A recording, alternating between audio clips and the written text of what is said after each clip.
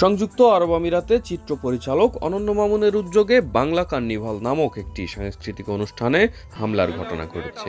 এতে আহত হয়েছেন যমুনা টিভির আরব আমিরাত প্রতিনিধি মেহেদি রুবেল। প্রত্যক্ষদর্শীরা জানান, বাংলাদেশের পুলিশ হত্যাকাণ্ডের পলাতক আসামি ইন্টারপোলের রেড লিস্টেড রবিউল ইসলাম ওরফে আরাব খান তার দলবল নিয়ে এই হামলা করেন। সাংস্কৃতিক অনুষ্ঠানে ঢুকতে না পেরে উত্তেজিত হয়ে এই কাণ্ড ঘটান তিনি ও তার সতীর্থরা।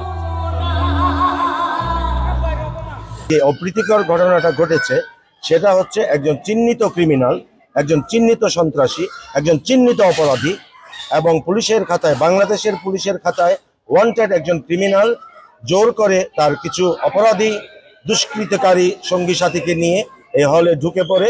কিন্তু মাঝখানে আসলে যেটা বলার কথা না, একটা অপ্রীতিকর একটা ঘটনা ঘটছে, যেটা না হওয়াই ভালো ছিল এবং যেটা না হওয়াই উচিত ছিল।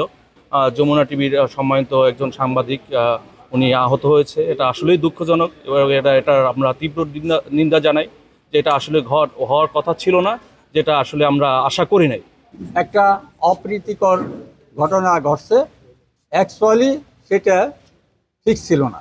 এই অনুষ্ঠানে বাংলাদেশের রাষ্ট্রপতি মোহাম্মদ শাহাবুদ্দিনের পুত্র চলচ্চিত্র প্রযোজক আরশাদ আদনান, বাংলাদেশ কনসুলেট দুবাইয়ের consul general BM Jamal Hossain সহ বাংলাদেশ কমিউনিটির বিশিষ্ট ব্যক্তিরা উপস্থিত ছিলেন।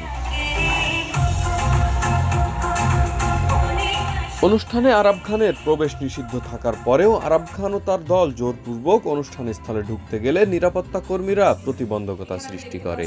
এতে আরাব খান ক্ষিপ্ত হয়ে পড়েন। এ সময় সাংবাদিকরা চিত্র ধারণ করতে গেলে আরাব খান উত্তেজিত হয়ে যমুনা টেলিভিশনের দুবাই প্রতিনিধি মেহেদি রুবেলের ওপর হামলে পড়েন। এতে মেহেদি রুবেল আহত হন। এছাড়াও আরবের গুন্ডা বাহিনীর হাতে অন্যান্য সংবাদকর্মীরাও লাঞ্ছিত হন। তিনি বারবার বলছিলেন যে আমাকে ইনভাইট করা হয়েছে, আমাকে বিভিন্ন রকমেরই করা হয়েছে এবং বারবার তিনি বলছিলেন যে আপনারা ভিডিও বন্ধ করেন তার সাথে যারা ছিল, এবং উত্তেজিত সহকারে বলার পরে তখন সে একটি মোবাইলে একটি ইমেল বাইর করে দেখাচ্ছিলেন যে এই দেখেন আমাকে ইমেল করা হয়েছে। তখন আমি যখন তাকে বললাম যে ঠিক আছে ইমেলটার ফটোটা আমাকে দেন, তখন উনি আমাকে গালি দিয়ে এক পর্যায়ে বললেন যে তুই কে এখানে। তারপর থেকে তার যে আশেপাশে যারা ছিলেন তারা অনেক রকম আমাকে বিভিন্ন রকমের প্রহর করেন। তারপরেই এই গন্ডগোলটা আসলে এখানে ঘটেন। ঘটনায় আরাব খানের দলবল কেড়ে নেওয়ার চেষ্টা করেন সাংবাদিকদের ক্যামেরা ও মোবাইল ফোন। এক পর্যায়ে অনুষ্ঠানে বিশৃঙ্খলা ছড়িয়ে পড়ে। আগত অতিথি ও দর্শকরা আতঙ্কিত হয়ে পড়েন।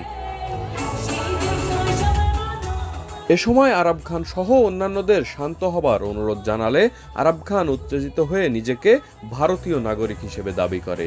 শেষ পর্যন্ত তাকে বের করে দিয়ে শেষ হয় অনুষ্ঠানের বাকি অংশ।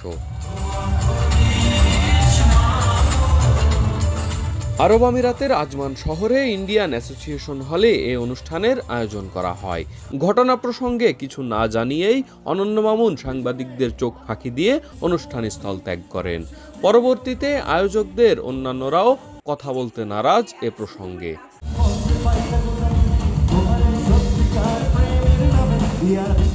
SM শাফায়েত, RTV, আজমান, সংযুক্ত আরব আমিরাত।